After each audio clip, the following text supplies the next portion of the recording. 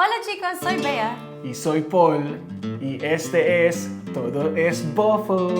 En este video vamos a compartir nuestras experiencias sobre aprender español y pasar los exámenes DELE A2 y CCSE. Estas pruebas son requisitos para la ciudadanía española. Pero no te preocupes, hablaremos en inglés.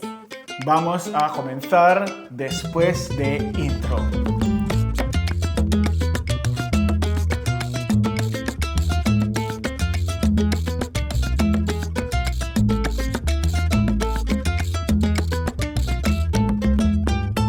Alright, so if you were impressed with that intro, just want to let you know that most of it we wrote, but then we still kind of had to translate some using Google Translate. I think for us, right now, we're at the level where We can talk to children. Yes, sometimes, not all the time. But it was enough for us to pass the A2 and CCSE tests, which are required if you want to apply for Spanish citizenship. So if this is your first time watching us, I'm Paul. And I'm Bea. And to give you a quick background of our journey, we lived in California for about 13 years doing wedding videography. And in 2020, during the pandemic, we sat down and we just started to think about our lives. And while thinking, we were snacking on some popcorn and watching YouTube videos. And that's when we realized that Spain is one of the possibilities where we could go and start another chapter of our lives. So in the US, we had an investor visa, which we had to renew every 2 years. But the problem with that was we changed the status while we were in the US. So we didn't apply at a consulate in the Philippines when we did this, which means we don't have an entry visa. We were legal to stay the entire time we were there, but we couldn't, well, we could leave, but we couldn't enter without having to go to a consulate and asking them, hey, can you give me this visa, like this entry visa on my passport? So it was always a risk, and there was no clear path to green card with that visa. So it got us thinking during COVID, what should we do? What should our next moves be? We missed a lot of personal family events like weddings because we couldn't go back to the Philippines. So we decided we needed another path to citizenship somewhere else. And that's when Spain came up. Yeah, and for me, the fact that the quality of life in Spain was there's just a huge difference, and we kind of, for the last 13 years that we were in the US, we just didn't stop working. So I was looking forward to relaxing a little bit and a slower pace of life for sure. So while we were thinking about ways to move to Spain, we knew that we needed to learn Spanish even before we arrived. So in August, even before we applied for our visas to live in Spain, we enrolled ourselves in Spanish 101 classes at Fullerton College. And it was a Zoom class at that time, but it was intensive. It was from Monday to Thursday, from around 6 p.m. to 9 p.m. Yeah. I usually end at around 8:30. We were like totally fried by then.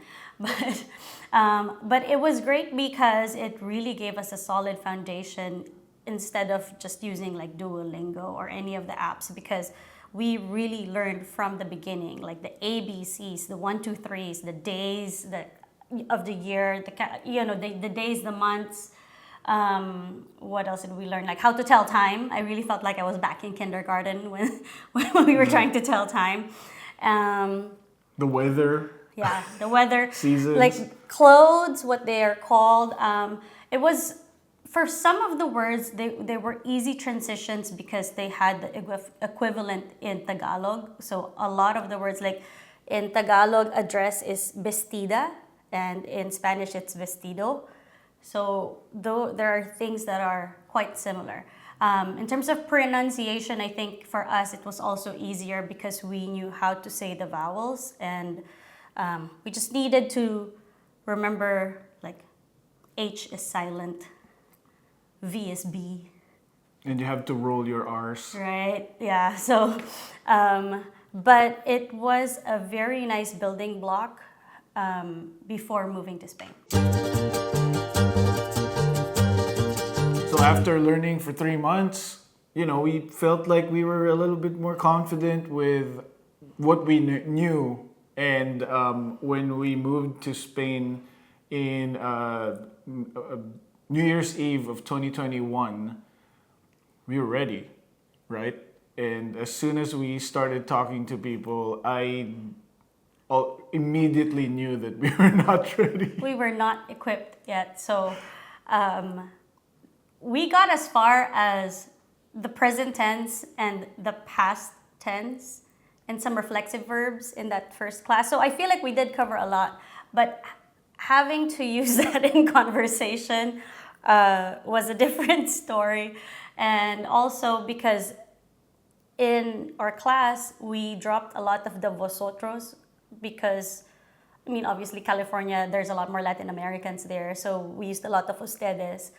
But in Spain, it's a lot of vosotros, and we were not used to that. So just training our ear to hear those words and like knowing which verb responds to that, right? Right.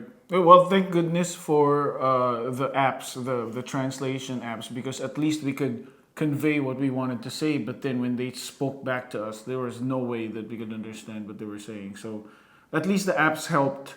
But the biggest challenge was to actually hear them speak, because it's just so different from what we've learned back in California. And also because naturally they would speak faster than what we are used to. If you're in a classroom setting, everyone is at a slower pace when talking.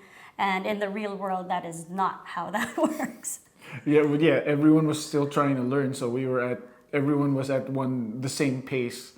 But yeah, it was just super hard. So we were, at the same time trying to learn Spanish, we were also looking for a house to live in and to settle all these like bank accounts and stuff. So we knew that we had to get formal education here.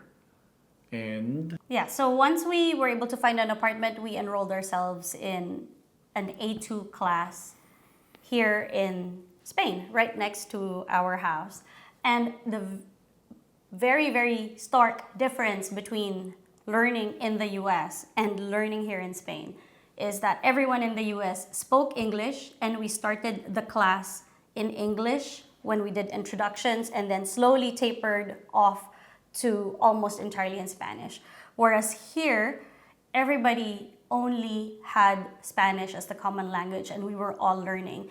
In the classroom, there was a Jordanian, a Chinese, a French, Pakistani was there. So it was definitely eye-opening, and it really, I guess, put us in out of our comfort zone, because we really had to talk. If we had questions, it had to be in Spanish. There was no way that we could get around it, because no one could understand us if we spoke English. We had to phrase our questions in Spanish when we had to ask the profesora, and amongst our classmates, we all just had Spanish as our common language. That lasted for how many months? I think we took that for 4 months, and then we had to go fly to the Philippines, and then when we came back, I forgot again. Well, it was getting a little bit expensive because there's two of us, and then we discovered that Universidad Popular has a course that they offer that is kind of like a lottery, right? Yes. You have to put your name on a lottery because it's only, how much? Which is way cheaper. It's about 25 euros per person for the entire semester. And so the whole year. Yeah, whole school year. So we took it without knowing that they're expecting you to be able to know the verbs and the words already, right, while they're teaching you more. It's more like speaking exercises or conversational exercises for at least the class that we were in. So we really had to rely on what we have learned so far. I mean, at that point, we have had about 7 months of Spanish. But again, the difficulty for us was we didn't speak Spanish to each other at home. We didn't really practice. And all of the friends that we have met also spoke in English. So we had that as a common ground. But if our situation was different, say for example, we were working in a Spanish company, I'm sure we could have we could have progressed faster in the first 3-4 months that we were here. And so far for us, we're very comfortable speaking Spanish when we're at a restaurant, when we are asking for directions, or what else are we more comfortable with? Buying something? At the doctor's office also, I Yeah. think we're a little bit more, we know we can follow instructions. It's just that we do have to tell them beforehand, you have to speak a little slower. Like they have to pronounce the words separately. It can't be just like one word, like the whole sentence. You have to ask them kindly. Right. So we usually warn them like, okay, mi español es muy básico. So Yeah. I don't even know if that's the correct way to say it, but It works. They It works. understand. Well, that's the thing too. The level of Spanish we have is still useful. For example, like when we go to countries that don't speak English, kind of like in when we went to Rome, not everyone spoke in English. So there was this lady who was the one who's assigned at the hotel we're at, and she barely spoke any English.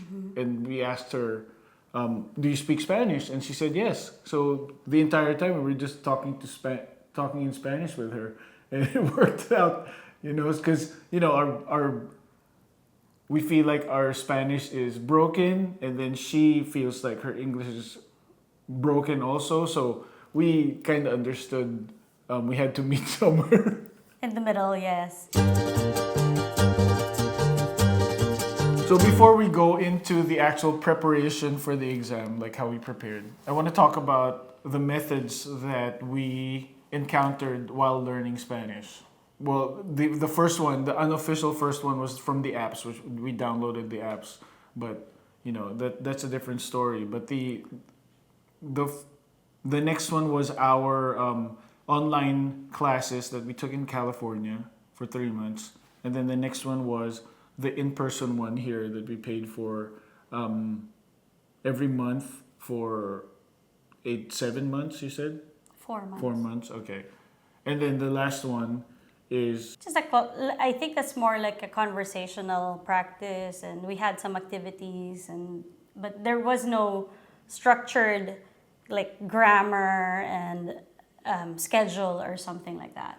right. So out of those, which one did you prefer? I would say the third one, where we did an in-person here in Spain, because it was all completely in Spanish. There was just really no room to say anything in English. There's no point. And also because it was a small group, there were only like 5 or 6 of us. So we get to take turns talking. So it was a great exercise, and it really ingrained in me every time we were there, like what the object of that day was. So, and all it was just asking like a question, and someone else will answer.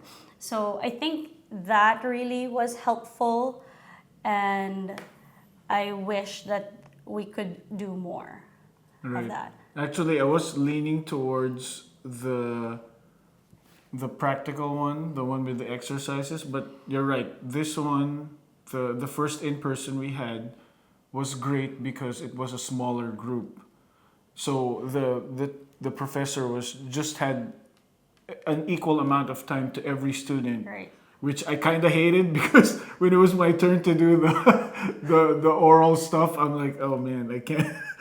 it was just so much pressure for me. But I feel like it really helped bring out the confidence in me to just make sure you remember the verbs at least. So let me ask you, what was your concentration whenever we went to class? Like, what was something that you made sure that you got right?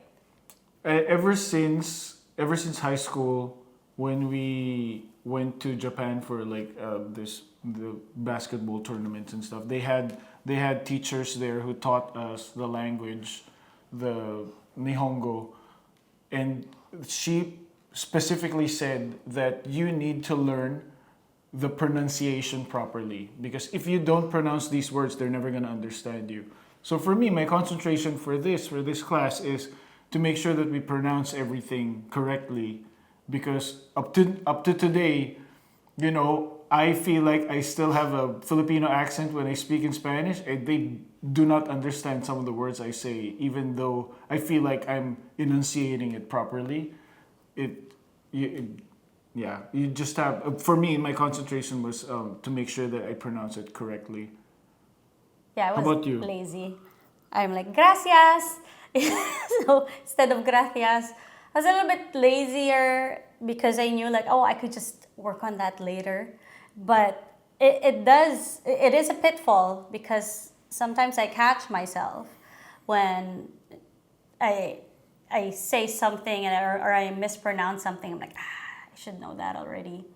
So yeah, I think my concentration was trying to really understand why you're using this tense of the verb for this versus that, and yeah, that was more of my concentration, trying to understand why it had to be in this tense. Yeah, originally my goal was to sound like a local, right? But there's no way you're gonna sound like a local. So just concentrate on pronouncing it properly and knowing your verbs. And because if you want to sound like a local, you have to talk super fast, which no one does. Like even the people who we know that are B2, C1, they still don't sound like a local because it's just. And that's okay. Yeah, that's okay, yeah, Yeah. because that's how it is. So apart from the classroom, when you're outside the classroom, how do you learn Spanish? So apart from going out at restaurants, ordering or going to the mall and buying stuff, the one thing I think that changed for me was whenever I see reels on Instagram or TikTok and I send it to you because I think it's funny, and sometimes I'm like, oh man, this is in Spanish. I forget. So to me, that's how I knew that I was improving, because I could understand the language, the joke. But I still struggle with replying to people whenever they speak to me. But I think more importantly, I get really good practice whenever I try to eavesdrop whenever someone's talking about something. Because, you're in Spain. Everyone's talking to each other in a very, very loud level. So you can hear what they're talking about. But before, we just hear them speaking. But now, whenever we walk past them, we're like, oh man, she's having boy problems. Or, so her parents are sick or whatever. But yeah, that's when I start practicing my Spanish. How about you? Well, I watch the news. Okay, so at the gym, we have TVs that have subtitles. So when I'm working out, I actually see those and I actually really try to understand the news, what the headline is, what they're talking about. So that's kind of one way that I can absorb some information. I also watch some news sometimes, the local news here, and when we watch football, it is in Spanish. So kind of just absorbing it, not necessarily actively learning, but you'll pick up a phrase here and there, and then you'll add that to your library of words.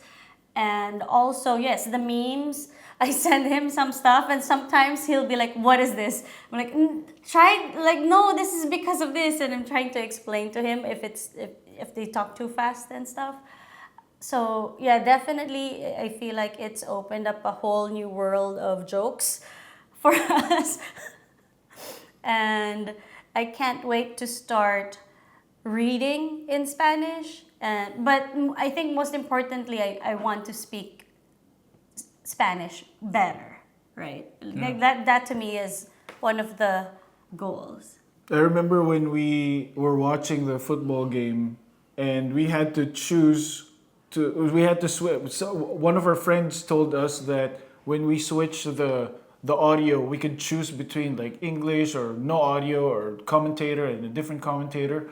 So it's so funny that when we were watching a football game, we switched to a different commentator who is from Spain, and we understood what they were saying, but the other one from, I don't know where they're from, but it was so just fast. so different. Too So, fast, too loud. Yeah. So there's still like a preference. You won't understand everything. Like you won't understand all speakers, but maybe you'll understand the ones that are slower, that don't talk a lot. I mean, I think more importantly, when it comes to learning speaking, right? Just try, always try. Because at first, my fear was always getting corrected, which I hate. I hate getting corrected. But then, when we started talking to the Spaniards, they're so patient whenever we're trying to speak in Spanish. So most of the time they correct us, because when we In a nice way. when we talk to them, it always ends with a question mark. So they tell us what the correct way of saying is. So that's what I do to people who are trying to learn still. I mean, I'm not in a level where I'm I'm equipped to correct people, but I feel like at least I could Share. give them a little bit of what I know. Share what you know, right? Yeah. So I think that's one of the things. Don't be scared to Make mistakes. make mistakes. Yeah, because especially not here. No one's gonna laugh at you for not knowing Spanish, because everyone here has multiple languages that they know. So yeah, don't be ashamed. and also like our teacher told us about this. Like every time they correct you, it's like a cut, and it leaves a mark, and you won't forget. And it's been true whenever someone corrects us of how to say things the correct way or the right way. It's something that you won't forget, and you apply that for the next time. Right. So for 2 years, our ultimate goal was to just pass the A2 level of Spanish. So level 1 beginner is A1, and this is A2, and then there's B1, B2, C1, C2. So all we needed was to pass A2. So we felt pretty good about the level of Spanish that we were at. So I think maybe 6 months before our test, we've completely stopped taking lessons. But we did reviewers by going to Instituto Cervantes, like the website, because they're the ones administering the test. And we looked at all of the sample tests that they had and just went through it. I printed them out, and I did practice tests for both of us to make sure that we were confident enough to get that. And the hardest part was the listening part, because you had to match what was being said. So it's more of a comprehensive exam, not really a just listening like, oh, well, Paul said this. Oh, Paul said this. It was more of, Paul is looking for an apartment, and he's looking for a 2-bedroom, blah, blah, blah. And then one of the choices will be a guy who is talking to a real estate agent. So it doesn't necessarily say Paul is looking for an apartment, but the call is about a guy talking to a real estate agent. So that, I think, was the hardest part, right? For me, at least. And then also to prepare, we went online and we discovered a handful of YouTube channels that actually talk about the exam and what is in the exam. At least not completely what's in the exam, but just to give you a feel of what's in the exam. And true to like the teaching in Spanish, they just spoke in Spanish the entire time, so it was way easier, I guess, to understand what was going on. And we also downloaded the app. we're gonna talk first about the A2 exam. So there's 4 parts to the exam. There's the oral exam, there's a listening activity, and then you're going to kind of match that message that you heard with one of the listed items. And then there's the comprehension exam where you are reading a letter and then you're gonna answer some questions. And then there is a writing exam where you have to write some paragraphs down. So there's 4 parts to it, and you can see sample tests over at Instituto Cervantes. And then if you go to the Instituto Cervantes website, they have sample tests and they also have the sample answer key. So you can know if you actually did well on the sample test or not. They also have the sample listening audio in there, so you can listen. You'll see that it's actually a slower pace when they are talking, which is perfect for level A2. So how long did we have to prepare? I would say we gave ourselves a month to prepare. I printed out the sample tests and then we timed ourselves because there is a time limit to these things. So yeah, right? We timed ourselves to make sure that we were able to read and understand and answer correctly within a certain time frame. And that was, I think, done a week before the exam itself when we were timing ourselves. The first times we were just reading and, practicing, trying to read it out loud so that we also feel confident in our pronunciation and in our vocabulary. But that last week was when we really had to sit ourselves down and time ourselves. Yeah, and I remember downloading those YouTube videos, saving it on my phone, and when I'm at the gym, that's all I watch. And, I just get so distracted whenever it's crunch time that I couldn't remember anything. So the day of she booked the oral exam first. And No, they just called us and told us that the oral exam is actually a different day than the written exam. Surprise. Yeah. And it came before. Right. So on the day of the oral exam, I felt like I was okay because watching those videos, I'm like, okay, I know exactly what to do. What the video didn't tell you was what we're going to tell you right now. So once you get there, they bring you into a smaller room where they will show you, they will hand you papers, right? So the first one was, I'm trying to remember, but the first couple of papers were 2 photos that we had to choose from. And then from those, once I get to choose the photo, I sit down and then I write whatever the test was supposed to be. I blacked it out, so I can barely remember. But you remember, right? Yeah, this is totally not how it all happened. No, listen to me first. Okay. So I was writing down the situations where, okay, you describe this photo, what you choose, and then tell a story and blah, blah, blah. So I was writing it down. But I was just blacked out. I had no idea what I was writing. And what I didn't know was everything I wrote down, I cannot read.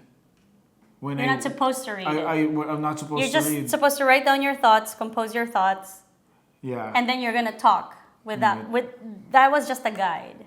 Yeah. So I went into the other room and they started talking and if I could have just passed out, I would have loved to, but I couldn't. It was just the most nerve-wracking Tell thing. them about, so his topic was about going to the beach. So talk about what he said. We're just going to tell this all in English, right? Okay. So you said you were going to go to the beach with friends. We were going to the beach with friends, and then afterwards, this is in Spanish. So in my head, this is what I was saying. We're going to the beach with my friends. We're going to hang out there.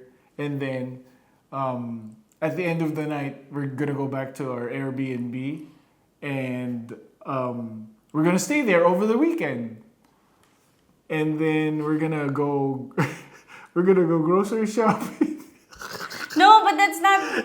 You told the interviewer. So yeah, I was telling this in my head. That's in what he Spanish, wanted to that's say. And then while I was saying these steps, the instructor was saying, "Wait, you just got to the beach. Are you going like an hour after? You're just gonna go back to your place?" And then I said yes because we were late for check-in or whatever. Oh my God! So I said, we had to go, but then the Airbnb. She was like, "Wait, the Airbnb only has one room. There's like 6 of you." And then I said, "Oh, the other people are going home afterwards because it's just gonna be the 3 of us in one room or something like that." I don't know what I was saying, but then eventually, what I realized, maybe with only 10% of the exam left, I realized that they were expecting, they were expecting to talk to a child because A2 level is pretty much like a child, right? So what I just realized that, what I could do is I could say that once we get to the Airbnb, I'm going to talk about what we're going to eat. And then the instructor's like, "Okay, I think that's it. We've had enough." And I'm like, we're like 15 minutes early from the cutoff. And that's how I knew. I'm like, oh man, I'm gonna flunk this. I'm just gonna try to make it up for the written exam, but I immediately knew that I was gonna flunk it. So I left the classroom, and I could hear her in the other classroom laughing with the instructor. So I'm like, man, I'm so screwed. That's it. Also because I entered the classroom first for my test. So when I came out, he was already done. I'm like, wait, that's it? What the hell happened to you? So, yeah. So talk about what happened in the room, the first room. My topic was, you're gonna have a party. Who are you gonna invite? And we're gonna go to the market to buy things. And that's kind of like how that conversation went. So there's like a role-playing conversation with an interviewer. So there's how many parts to this oral exam? First, you're going to talk about yourself and say like, how long have you studied Spanish? And then the next is you are going to talk about one of 2 topics, and I picked my favorite sport, which is tennis, and I explained why I like tennis and when did I start playing tennis and all of that.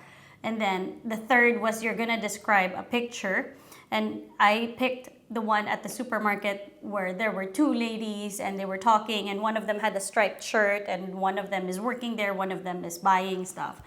And then the fourth one is the party where I have to go to the market and buy things with a friend, so I'm talking to a friend. So those were the 4 topics that I had, and each person will have a different selection or a different topic. So what I did was I gravitated toward things that I knew. I knew about tennis, and there were so many things that I could say about it because I went to Madrid Open, I watched tennis, blah, blah, blah. So those are words that I actually knew. And then for the paella, same thing. I knew the ingredients, so I could actually stretch out my answers to arroz, caracoles, and saffron, and all of these things. I kind of knew how to stretch that out a little bit further. And then at the end of it, we were laughing because I was sweating so much. So she's like laughing at me because I'm like fanning myself, and like, are you okay? And I go, yeah, it's so hot. So yeah, that was my experience. So which wasn't as, I would say, intimidating. Well, I just remembered. So I enumerated the paella, but I actually concentrated on what we were going to do at the beach, and then what we were going to do at the Airbnb, the hotel. And so I went through all of the verbs like bailar, cantar, and all of these things. So, and then I was trying to say like fake song titles. Oh, what a nightmare. Okay, but yeah, he passed. So And the funny part was, I was only 1 point higher than him. Total crap. Can I say the crap? No. yeah.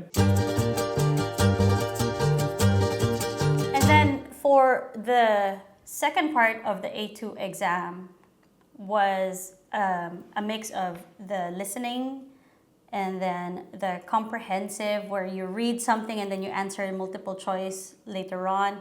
And then the third was the written exam, where you have to write paragraphs. So first off, it's kind of nerve-wracking because you're in a classroom setting. It's not just one-on-one like the oral exams were.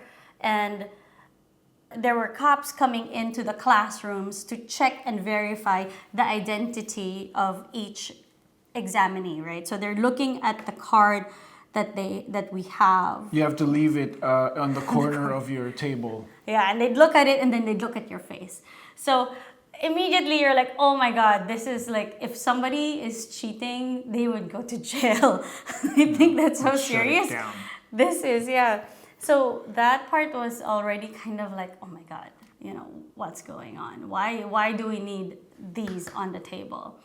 And then afterwards, when you do the test, everything is also timed. So I think that gives you a little bit more of the tension, because you have to make sure that you finish the questions on time, especially for like the written, not the multiple choice, because multiple choice is kind of, I guess, easier, but the written one where you have to write paragraphs, and the listening one, because if you don't select your answer right away, it moves on to the next listening exercise, because there's, I think, like 8 or 10 of them. Yeah, and the problem with the listening exercise is they are broadcasting it in such a high level of volume that all you hear is I could barely understand what they were saying. And you can't, can you repeat that? Because it's just for all the classrooms. So you just have to listen attentively, because it's just... Right, but it was so loud that you could hear the other classroom, and they weren't playing at the exact same time. And it was like, I had to do this because I could not hear it. It was just so loud. I think I did well on that test also, but if I look at my scores now, I know I did well, but in that moment, it really felt like it was just beyond our control. Like that volume was so loud and out of our control, and it just made it more difficult. Yeah. And I felt so confident with that exam. And then during the break, we went downstairs, because there's a break, like they cut it in half, right? So you go downstairs, and I told her about like, oh, this is how I answered. She's like, I don't think you understood the question. So that was fun, but I passed. Yeah. And then also again, you're in a classroom setting, and there were people talking, and then, for my friend at least, like her classroom was like so noisy that the proctor was so ready to shut this place down and, just like make everybody stop, and like nobody passes the test, right? So she was so nervous about that too, because they wouldn't shut up. For me, it was just this one guy I remember where they would hand us the questions first, and it was taped up. And you're not supposed to open it yet. And that's what the teacher said, don't open it. And he would just like open, right? And then come to find out at the end of the whole test, he said like this is his second time taking the test. I'm like, well, no wonder you're not listening to the instructions, man. So, like those are things that are like, wait, what's going on? How come he's opening it? Like, am I the one not understanding what's going on? Why? How come he's opening his test? So, yeah, you kind of have to just focus on you. Right. Yeah, I mean, if they say no abre and then you open it, then that you're gonna fail the exam, because that's some basic verbs. And also when she was talking about those people talking to each other while taking the test, they were speaking in a different language. So obviously they were talking about their answers. So, it's just, you don't know what's gonna happen. Right. So you just have to be ready for it, and yeah. That kind of is what makes this like more stressful, right? All of these factors that you weren't expecting to be added on to just the test itself.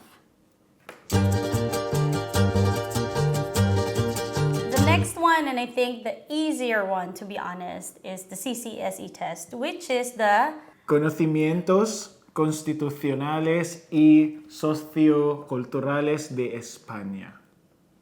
Which means it is the history and cultural test. So it talks about current events and history and popular culture, Right. and all of these things that make up what someone who has grown up in Spain should know. Right. And it sounds super intimidating, especially to our friends who are still waiting on taking the test. It's just so intimidating because it's the history of this entire country and all of these events. But then you found out about the app, right? Right, thanks to Josh. So the CCSE there are 300 items and 25 of them will come up. So all you have to do is understand but also memorize these questions and the answers corresponding to them. So thanks to Josh because he told us about the app by Instituto Cervantes, who is also administering the test. So with that, all we did really was to read and answer the questions. And anytime that I had a wrong answer, we did all 300, right?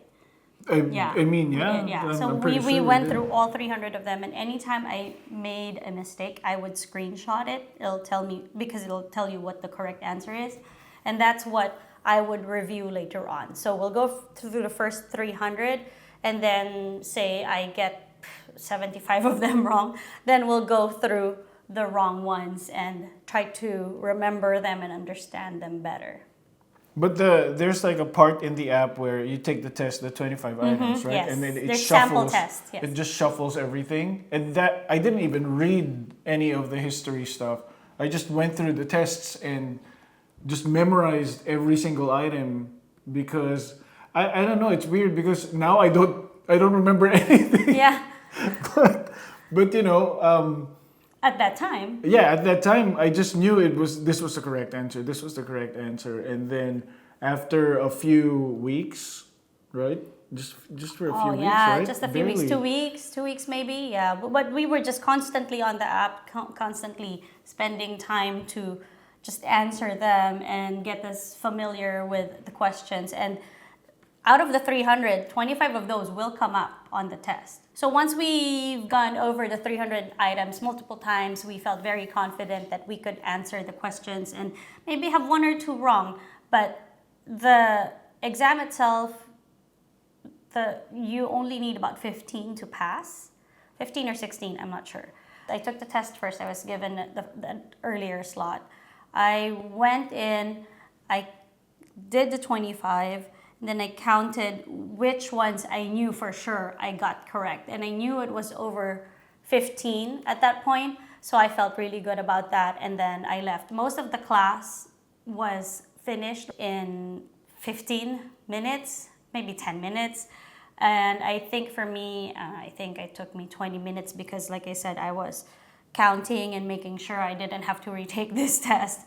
And afterwards, I called Paul, and he was on his way to take his test.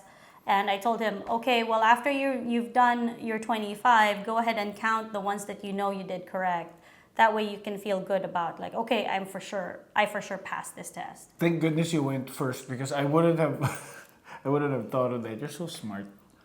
So what I did was, when I took the test, I went straight to the questions that I knew what the answers were. And then once she said, oh, if you have 15, then you're good. And then I was just like breezing through the other ones, which I feel like did we ever get the results? No, for it that? just says if you're passed or not, yeah. Man, and I wanted to see. The thing with that test also is that if you fail it, you have one more chance to retake it for free. But we didn't want to do that, obviously. So again, what are the tips that we have for you guys in passing your A2 and your CCSE test? A2 for sure.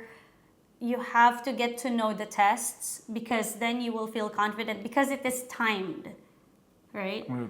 And also, you have to be comfortable in speaking only in Spanish in a classroom setting. So you have to understand that nobody else can understand English because they're Chinese, they're Jordanian, and all of these things.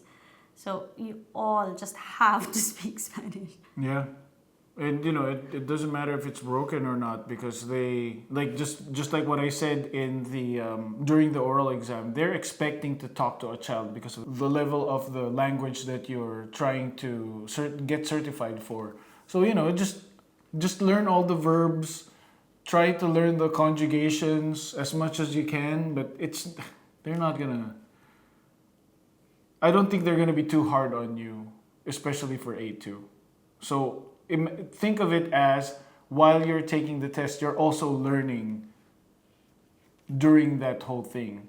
So another tip that I think you guys should know is that when you take the actual oral exam, you're gonna be brought into another one room first where you could just write about all the answers that you want to do. So, because I didn't know about that, or at least maybe I forgot about that.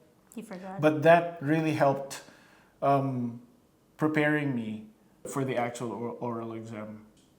The YouTube videos, watch them, take them to heart, and if you can memorize them, because that's gonna help you a lot, for sure. And then also try to revisit the tools that your professor used when they're teaching you Spanish. There were websites that she showed us and printouts, and I would revisit that, and it helps if you're consistent with it. If you want to allot 10 minutes in the morning or during the day to just practicing on either the websites or the handouts or the notes that you have, I think it'll help you retain, because it's not about learning so much as it is retaining the words or the vocabulary. There are things now that we, like the way I say it is, I can understand it in such a way that I don't have to translate it in English first for me to understand it,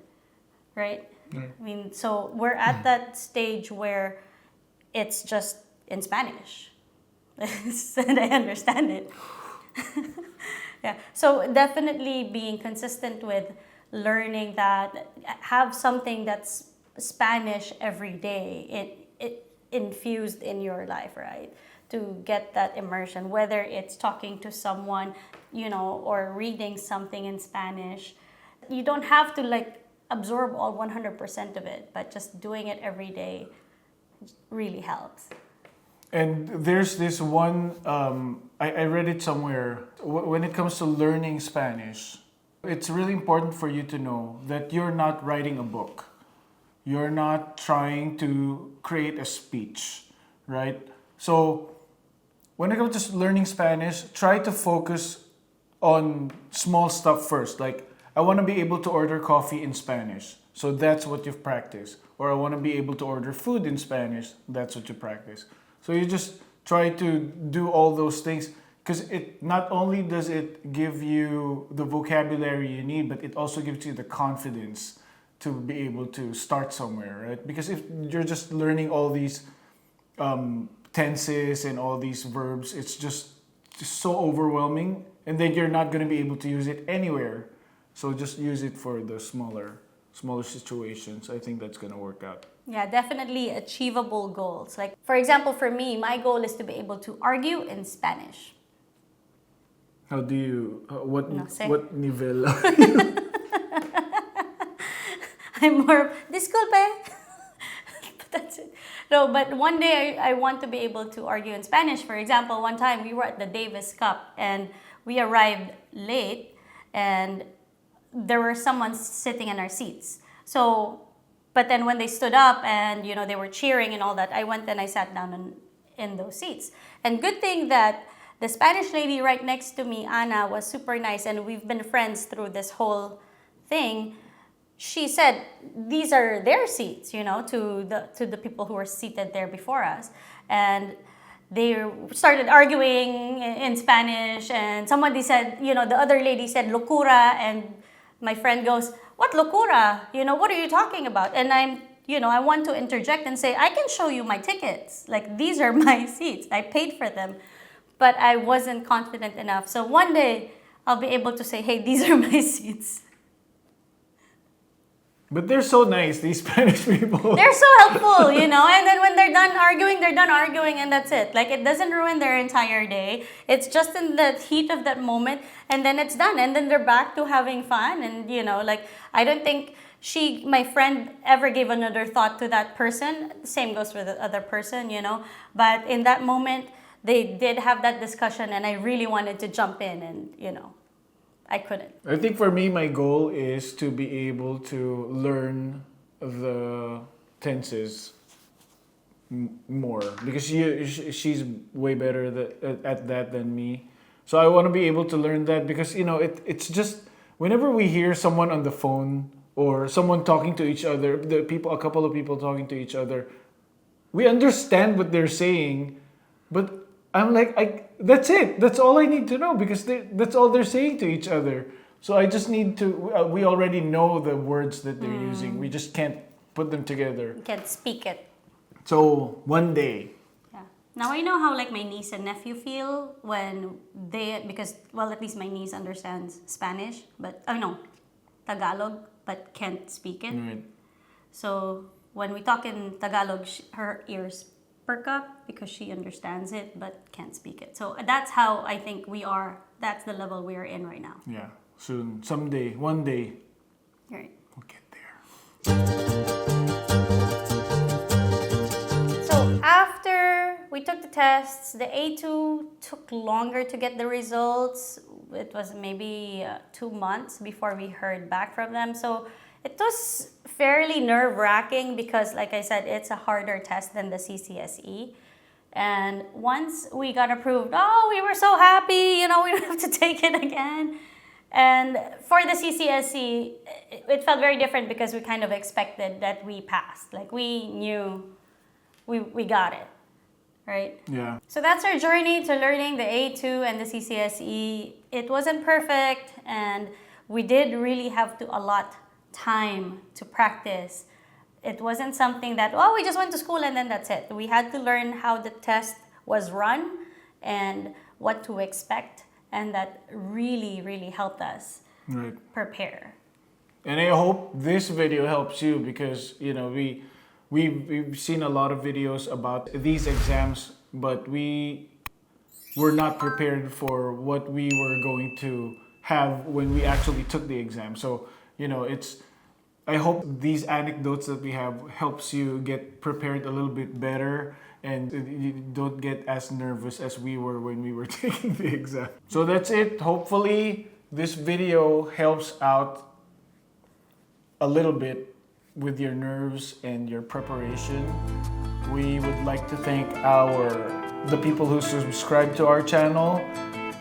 We appreciate you guys, especially when you buy us coffee or the super thanks. And we also want to thank our members from our Moving to Spain group. We thank you for participating in that group. And if you are interested in watching or looking at the things we talked about, I'm going to leave a link in the description below of the YouTube channels and the reviewers, just so it'll be easier for you to review.